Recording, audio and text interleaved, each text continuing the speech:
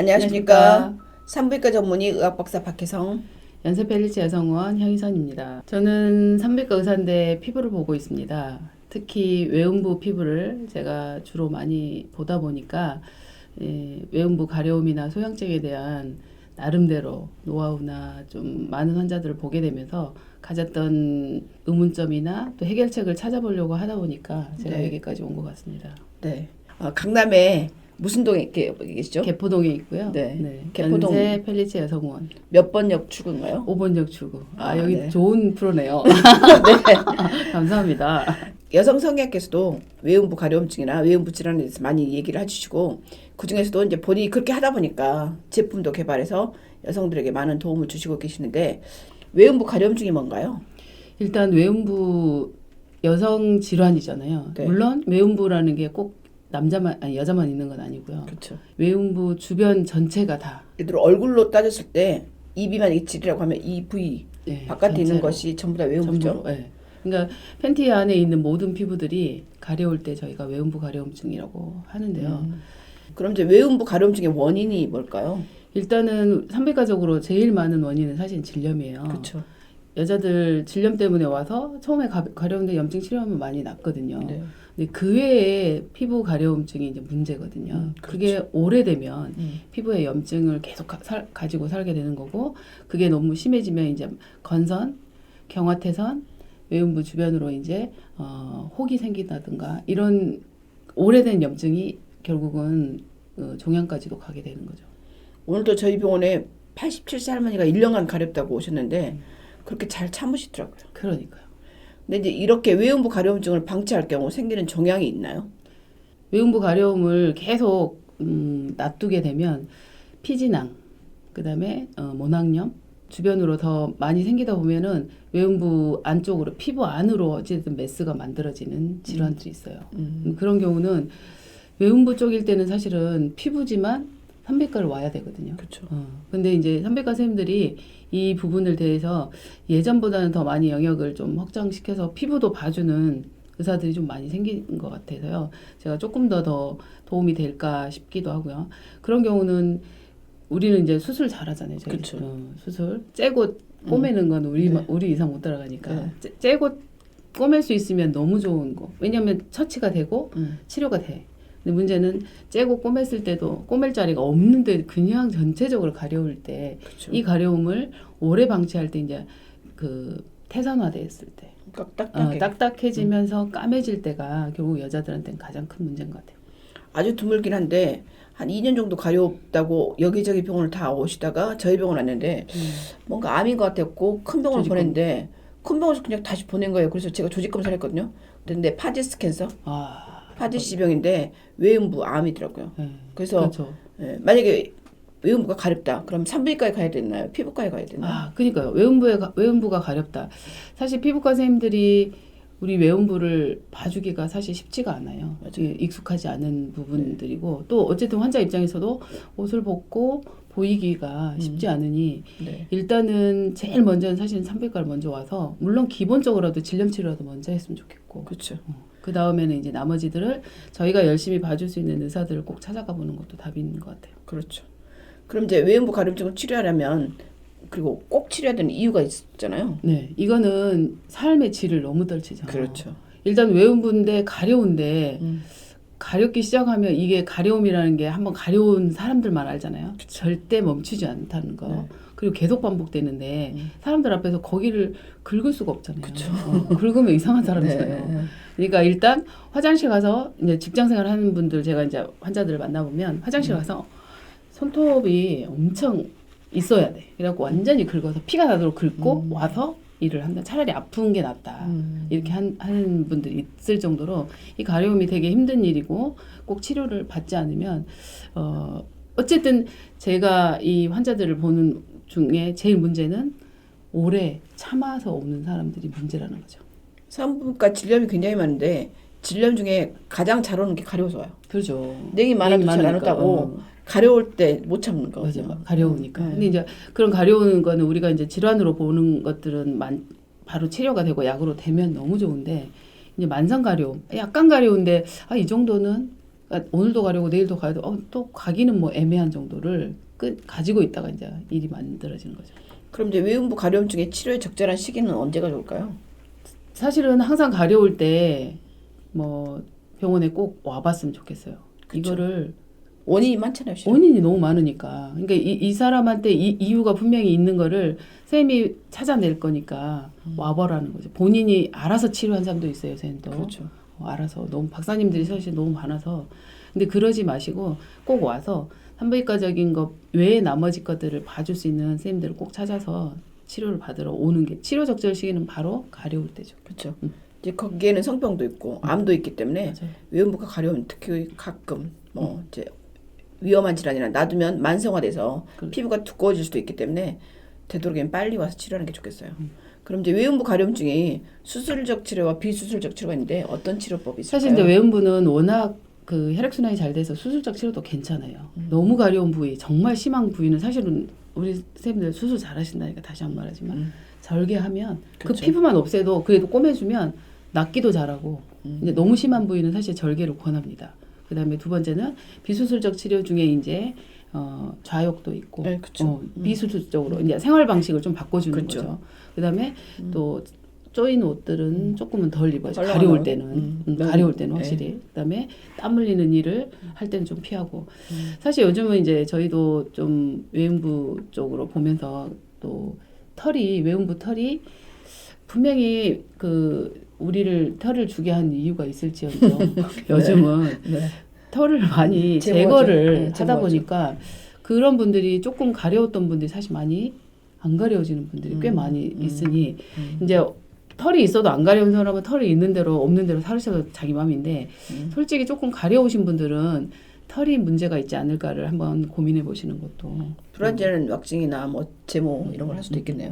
사실 저는 왁싱을 이렇게 가려운 분들한테 많이 권하지는 좀 않아요. 왜냐하면 왁싱 하신 분도 있겠지만 왁싱은 일단 접착제를 통해서 세게 떼다 보면 접촉성 피부염을 많이 만들고 피부가 그거를 세게 뜯겨 나가면서 생기는 현상이 피부가 각질이 벗겨져 나가서 또 그래서 가려워요. 그래서 가려우신 분들은 사실 레이저 제모가 이제 좋은 장점은 모근을 태워버리니까 그 위 상태를 더 처리하기가 더 쉽더라고요. 그래서 레이저 제모나 뭐 이런 것도 좀 도움이 될 것 같습니다. 이제 항생제나 항진균제나 뭐 그다음 항히스타민제 같은 것도 있죠. 네, 일단은 가려울 때는 절대 항히스타민제를 권하는데요. 네. 일단 진균이 있으면 진균제를 먹어줘야죠. 근데 가려운 자체 이유는 알 수 없고 뭐 균도 별로 없어. 그러면 일단 1번은 손이 가지 않아야 돼요. 그렇죠. 일단 우리 손에는 코로나도 있잖아요. 근데 손이 어쨌든 염증을 만드니 긁는 자체가 또 염증이니 일단 안 가려우려면 무조건 안티히스타민을 먹어줘야 돼요. 그렇죠. 이제 병원에 오면 치료할 수 있고 그런데 이제 급성으로 가려운 사람들은 그렇게 치료를 하면 되겠지만 만성적으로 가려움을 호소하는 사람들 있잖아요. 맞아요. 이분들의 치료법은 따로 있을까요? 저는 저만으로 이제 오면 1년 이상 된 사람은 저는 만성으로 보고 있고요. 네. 그리고 이 만성적으로 된 사람들의 이제 주 원인은 그 부위가 딱 로컬라이제이션 돼요. 그렇죠. 딱 그 자리. 근데 이제 이게 3년, 4년 되다 보면 이 범위가 넓어지더라고요. 네. 그러니까 1년이 넘어진 사람들 중에 지금 현재 또 아직도 가려우신 분들은 꼭 오셔서 그 부분에 대한 수술적 치료가 더 빠른 분은 수술적 치료가 가는 경우를 더 많이 권하는데 덤으로 소음순도 수술의 원인 수술을 해야 될 것 중에 하나예요. 왜냐면 외음부 주변이 어쨌든 약간 단출해져야 돼. 네. 뭔가 소변이나 대변이나 이런 불순물들이 주변을 대고 닦여지지 않을 때 묻어 있는 경우는 가려움이 더 오래 빈번할 수가 있으니까. 그렇죠. 요식음 한데도 또 실은 그 소변 때문에 그렇죠. 계속 가려워서 요식은 수술하면 가려움증이 또 좋아지기도 하잖아요. 맞아요. 그러니까 그런 원인이 있는 거는 빨리빨리 치료해 줄 수 있는 것 중에 그렇죠. 하나가 소음순도 있다. 그렇죠. 그럼 이제 폐경일 경우 치료법이 따로 있나요? 사실 폐경은 여러분도 아시다시피 우리가 에스트로겐이 떨어지면서 생기는 위축성 외부요. 건조함. 네, 그렇죠. 근데 1번은 사실은 폐경 치료를 하셔야 돼요. 내가 폐경기 들어왔는데 내 몸이 가렵다. 원인을 찾으셔야 되고 그 중에 하나가 외음부 쪽으로 오는 순간은 사실은 가려움을 동반하는 경우는 성교통도 따라오고 그다음에 성관계를 안 하려고 하다 보면 계속 위축이 오고 반복되잖아요. 그러니까 폐경기는 에스트로겐 치료, 그다음에 폐경 호르몬 치료, 그다음에 이제 폐경기에 관련된 에스트로겐 크림이나 그런 거를 이제 쓰는 것들. 그렇죠. 그러면 이제 특별히 외음부 가려움증을 치료해야 되는 케이스가 있었나요? 저는 사실 이제 그 애들부터도 있었고요. 애들이 가려운데 손이 계속 가는 거예요. 네. 이제 그 아이들에 대해서 이제 소아과만 가도 별로 해줄 게 없어요. 애들인데 스테로이드 크림 쓸 수가 없잖아요. 그렇죠. 물론 이제 이 아이들은 1번이 저는 사실 이제 스스로 그 목욕을 시키라고 애들 때부터 그리고 이제 그 아이들이 가려운 아이들이 잘 보면 결국 아토피가 시작되는 거예요. 그렇죠. 사춘기 애들 네. 생리하면서 생리 시작하면서 또 가려우기 시작하거든요. 이제 패드된 자리로 접촉성 피부요. 쟤는 사실 23살짜리가 왔는데 이제 10년 동안 긁다고 왔더라고. 근데 이 아이가 이제 엄마한테도 말을 거기는 왠지 자기만의 영역이라고 생각해서 말을 안 한 거예요. 근데 그게 접촉성 피부염 이렇게 패드 알러지는 양쪽성으로 나와요. 이게 외음부가 양쪽이 돼 있어. 그렇죠. 근데 그 아이가 10년을 긁다가 왔는데 너무 놀란 건 진짜 이 아이는 사실 성관계를 못 하겠더라고. 너무 까맣고 이게 그 곰발바닥처럼 변해 있더라고. 딱딱 완전 딱딱하고. 이 아이는 글쎄 우리가 이제 성관계 하다 보면 젊은 아이들은 뭐 불도 켜놓고 하고 그렇죠. 동영상도 찍고 그렇죠. 오랄 섹스 당연한 거고 네. 할 수가 없어. 이 아이는 남자친구가 자기를 만지려고 하는 순간 거기 절대 못 만지게 하는 게 된 거야. 그렇죠. 그래서 정말 이 아이들이 결국 초경 때 한 번은 뭔가 문제가 생기거나 접촉성 피부에 있는지 엄마들도 알아야 되고 그죠. 그리고 이 아이가 괜찮은지를 와서 산부인과를 한번 와보는 것도 그쵸. 이유 중에 하나다. 그쵸. 절대로 우리가 봐줘야 된다. 네. 외음부 가려움증 때문에 약국에서 파는 스테로이드 연고를 발라도 소용이 없는 경우도 있고 바르면 안 되는 이유가 있잖아요. 그렇죠. 자, 네. 스테로이드 연고를 자 50대 이후에 너무 가려우니까 네. 산부인과 갔더니 피부과 가라. 피부과 갔더니 연고를 주는 거예요. 네. 아예 보지도 않고. 네. 그래갖고 이분이 스테로이드 연고를 외음부에다 밤마다 바른 거예요. 네. 여기 2년을 바르고 오신 분이 있는데 이분이 갑자기 저를 찾아갖고 왔는데 왜 왔냐면 소변을 볼 수가 없어. 소변이 피부 너무 얇아져서 이게 스테로이드 발라버리면 피부가 맞아. 완전 피부 얇아져요. 네. 소변이 그 닿으면 자지러지게 아픈 거야. 그러겠다. 세상에 그래서 왔는데 되게 깜짝 놀랐어요 진짜. 그러니까 이 스테로이드 연고가 효과가 있을 때는 가장 가려울 때는 효과가 있어요. 짧은 시간. 근데 그거를 반복 사용하거나 오래 사용하면 이제 스테로이드 끝나는 거예요. 그렇죠. 네. 그리고 이제 더 얇아지는 피부만 얇아져서 우리가 그렇지 않아도 나이가 먹으면 얇아지고 건조해지는데 거기 딱 가속시킨다는 거죠. 맞아요. 근데 이제 그렇게 치료를 했는데도 가려울 수가 있잖아요. 그렇죠. 그럴 때 긁는 것 말고 다른 대처법이 있을까요? 이제 가장 쉬운 것도 있어요. 네. 집에서 있다. 그럼 아이스 대면 돼요. 가장 이 사람이 너무 가려울 때 우리가 해줄 수 있는 거 밤에 해줄 수 있는 건 아이스 팩. 그다음에 두 번째 이제 약을 찾아서 먹여야죠.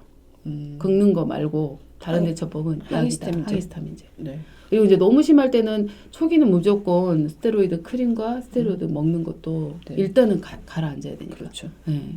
이제 피부에는 일반 보습크림 바르잖아요. 맞아요. 네, 외음부에도 일반 보습크림을 바르면 가려움증이 물론 나아질까요? 피부니까 발라도 돼요. 안 바르는 그렇죠. 것보다 당연히 좋죠. 근데 이제 그 보습 정도에 따라서 너무 많이 바르면 외음부는 소시지기 또 소변 오줌도 싸고 똥도 싸다 보니 네. 그 주변이 이게 철토보다 있는 자체가 그렇게 좋은 건 그리고 아니고 오일리하면 오일리하죠. 염증 생길 수 맞아요. 있잖아요. 이게 모공을 다쳐버리면 또 안 되니까 그렇죠. 이게 이 외음부 같은 경우는 우리가 안 바르게도 뭐하고 바르게도 뭐하기 때문에 그렇죠. 이 외음부 쪽에서는 일단은 가장 보습력이 좋은 크림들을 그렇죠. 이제 선정을 해야죠.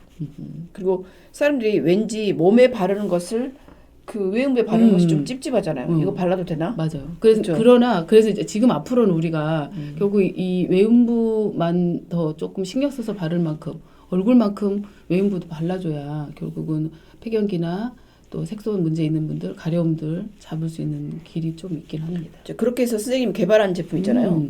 이 제품인데 네. 보습이 어느 정도 되고 외음부 가려움증을 잡을 수가 있나요? 네. 저는 사실은 네.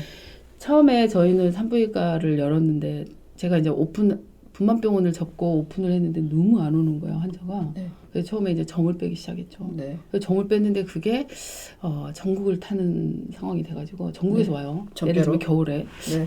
겨울을 되면 저희가 헬리치 옵니다, 환자들이. 근데 네.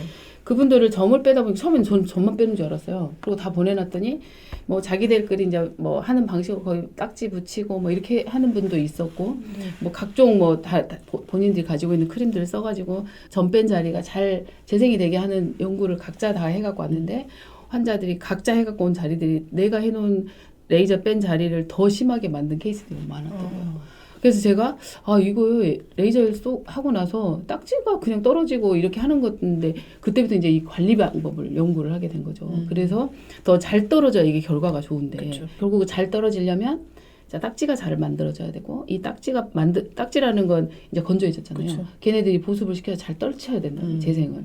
이거를 이제 생각해낸 거예요. 그쵸. 그러다 보니까 뭐 옛날에 달팽이 크림 뭐 무슨 재생 크림 엄청 많이 회사들이 왔었어요. 그쵸. 그래서 어떤 것도 써보고 이것도 써보고 하다가 이제 약간 장점들을 좀 골라서 사실 이제 이렇게 해서 이 얘가 탄생이 됐는데 제가 그 임상으로 쓰고 있는 지가 한 8년째 네.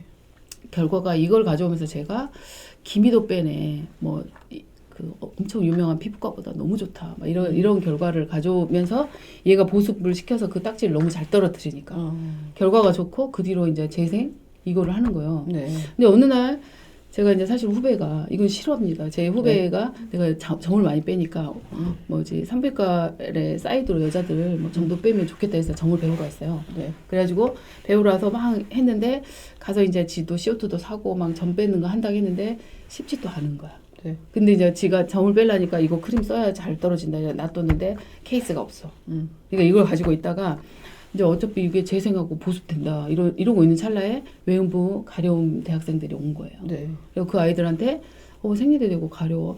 그러면 이거 한번 발라봐. 촉촉하면 안 가렵지 않을까 해갖고 이제 줬는데 이게 이제 거기서 불티나게 팔린 거야. 이게 그쪽 방 어차피 재생인데 우리도 너무 국한된 거잖아요. 이제 MZ 애들이 그렇게 생각을 여러 가지로 할 수 있는데 우리는 얘는 얼굴에다만 바른다고 생각한 거예요. 근데 몸에다 바르기에는 아까워서 못 바르는 거예요. 다 발라도 돼요. 다 발라도 돼. 비싸요. 근데 비싸요. 그래서 얼굴하고 얘만 발라주자는 거죠. 소중한 데만. 소중한 데만.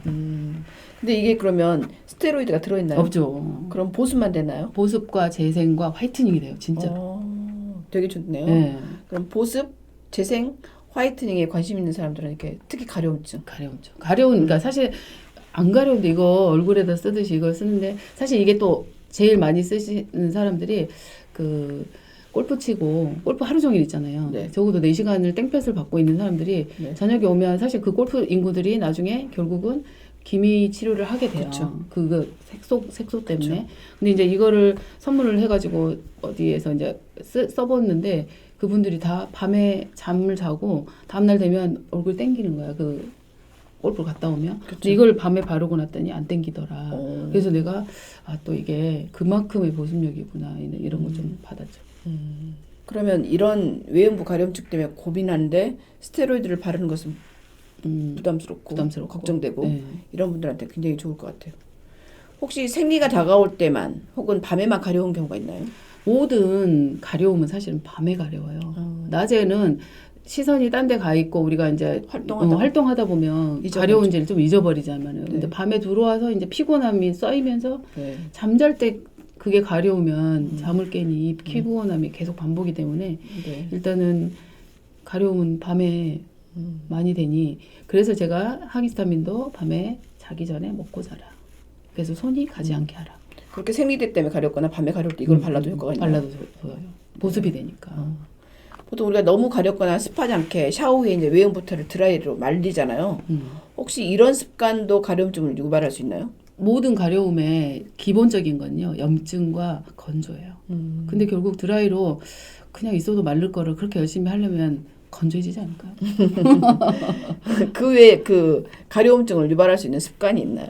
그 외 습관. 그러니까 뭐 깍조 있는 바지 입는 것도 하나의 어쨌든 혈액순환 안 되는 거 모든 가려움 어쨌든 염증을 유발하고 또 하니까 건조하고. 네. 그래서 사실은 제가 또 팁을 가르쳐 주자면 생리할 때 가려운 사람들은 사실 어쩔 수 없이 탐폰을 권합니다.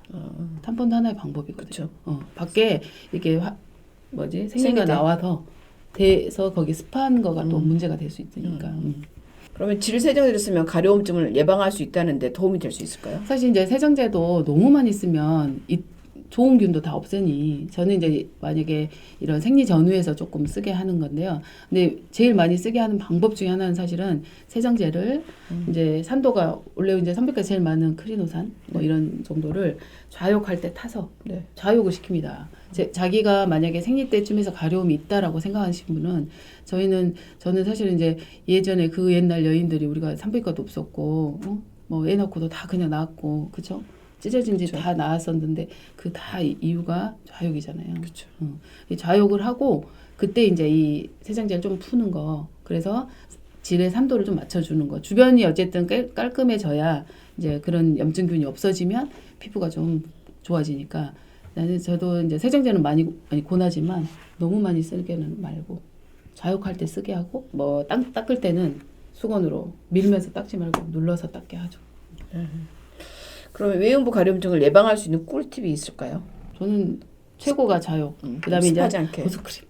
보습크림. 이거를 정말 얼굴한테 하듯이 양보해서 소중한 곳에. 어. 네. 나이 어린 친구들, 초등학교, 중학교 학생이 외음부 가려움증을 호소하는데 산부인과 가는 걸 무서워하잖아요. 그렇죠. 이럴 경우 어떻게 해야 될까요? 와야죠. 가야죠. 와야죠.